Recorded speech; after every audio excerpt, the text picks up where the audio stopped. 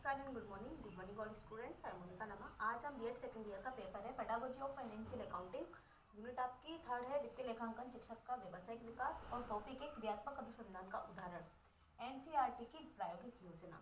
यानी कि आज आपका टॉपिक है क्रियात्मक अनुसंधान का उदाहरण एनसीईआरटी की प्रायोगिक योजना। यानी कि एनसीईआरटी के द्वारा प्रायोगिक योजना किस तरीके से संपन्न की गई है उसके बारे में आज हम पढ़ेंगे। तो राष्ट्रीय शैक्षिक अनुसंधान तथा प्रशिक्षण परिषद जो एनसीईआरटी होती है, राष्ट्रीय शैक्षिक अनुसंधान राष्ट्रीय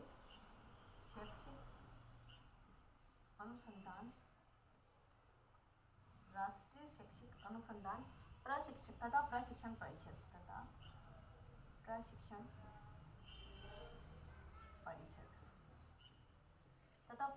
परिषद भारत की शीर्ष शैक्षिक संस्था है। यानी कि राष्ट्रीय इसे ही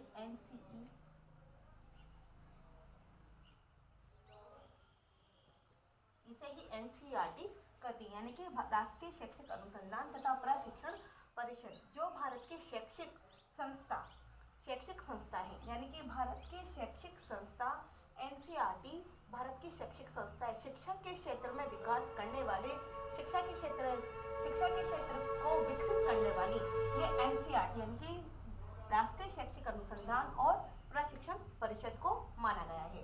साथ में इस परिषद ने यानी कि एनसीईआरटी ने क्रियात्मक अनुसंधान को प्रोत्साहित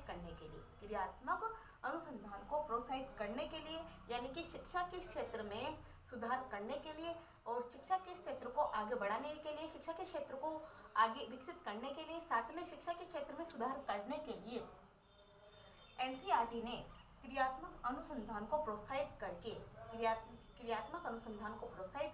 और क्रियात्मक अनुसंधान को प्रोत्साहित करने में अनेक प्रयत्न किए। यानी कि क्रियात्मक अनुसंधान को प्रोत्साहित करने के लिए अनेक प्रयत्न किए ताकि विद्यालय का संचालन सुधार कर यानी कि विद्यालय में सुधारात्मक तरीके से, गुणात्मक तरीके से सुधार हो सके।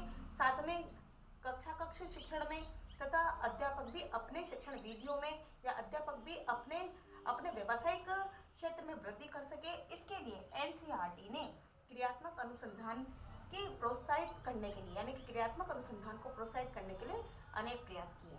साथ में एनसीईआरटी अपने प्रसार विभाग के माध्यम से यानी कि एनसीईआरटी अपने प्रसार विभाग के माध्यम से विभिन्न सेमिनार तथा वर्कशॉप का आयोजन करवाती है। विभिन्न प्रकार के छोटे सेमिनार करवाती है। साथ में छोटे वर्कशॉप का आयोजन एनसीईआरटी के माध्यम से किया जाता है जिसमें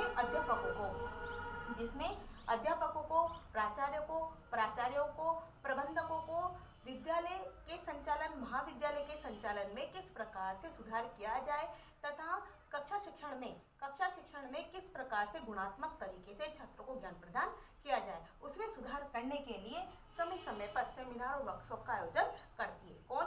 एनसीईआरटी। साथ में जिसके माध्यम से क्रियात्मक अनुसंधान के विभिन्न गुणों से परिचय कराया जाता है।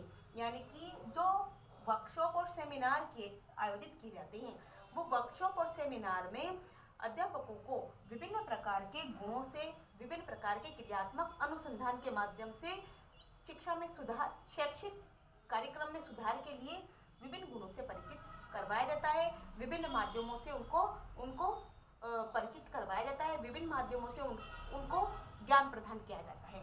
साथ में एनसीईआरटी के माध्यम से क्रियात्मक अनुसंधान के प्रोत्साहन के लिए एक प्रायोगिक योजना तैयार की गई। यानी कि क्रियात्मक अनुसंधान के माध्यम से एनसीईआरटी ने एक प्रायोगिक योजना तैयार की और इस योजना का उदाहरण दिया गया और उदाहरण इस प्रकार है। देखिएगा, सब टॉपिक देखिएगा। इसका सब टॉपिक है इसका क्रियात्मक अनुसंधान की प्रायोगिक योजना। सब टॉपिक है इसका फर्स्ट पॉइंट मान लीजिए, क्रियात्मक अनुसंधान की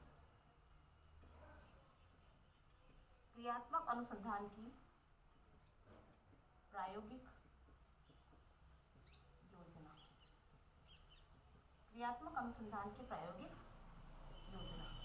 क्रियात्मक अनुसंधान की प्रायोगिक योजना।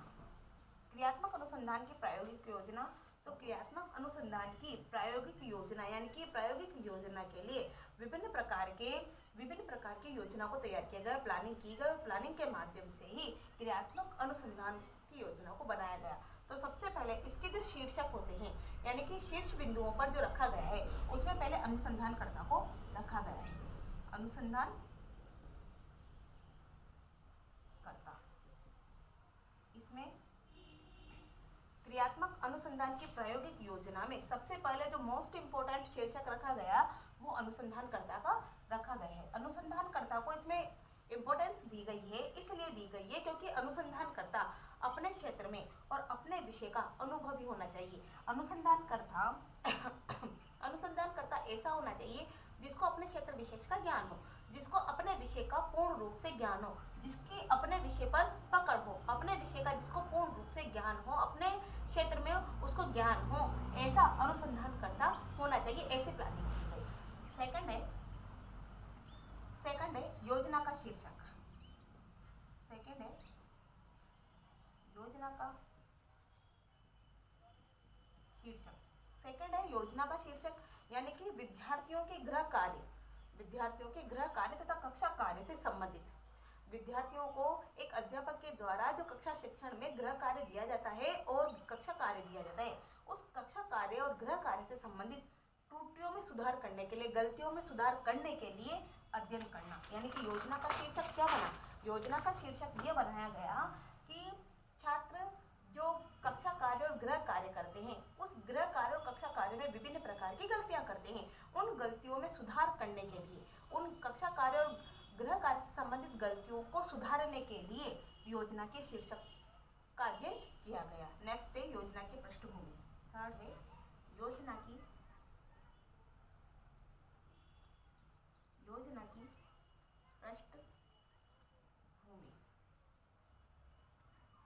पृष्ठभूमि। योजना की पृष्ठभूमि क्रियात्मक अनुसंधान की प्रायोगिक योजना के अंतर्गत थर्ड पॉइंट योजना की पृष्ठभूमि को इम्पोर्टेंस दी गई, महत्व दिया गया। इसलिए दिया गया क्योंकि इसके अंतर्गत यानी कि योजना की पृष्ठभूमि के अंतर्गत शिक्षक और शिक्षार्थी यानी कि अध्यापक तथा विद्यार्थी से संबंधित विभिन्न सूचनाओं को, विभिन्न जानकारियों को तथा योजनाओं का प्रारंभिक अध्ययन किया जाता है। विभिन्न प्रकार की सूचनाओं को प्राप्त करना, विभिन्न प्रकार की सूचनाओं और जानकारियों को प्राप्त करते हुए योजनाओं का प्रारंभिक अध्ययन करना ही योजना की पृष्ठभूमि कहलाता है। नेक्स्ट है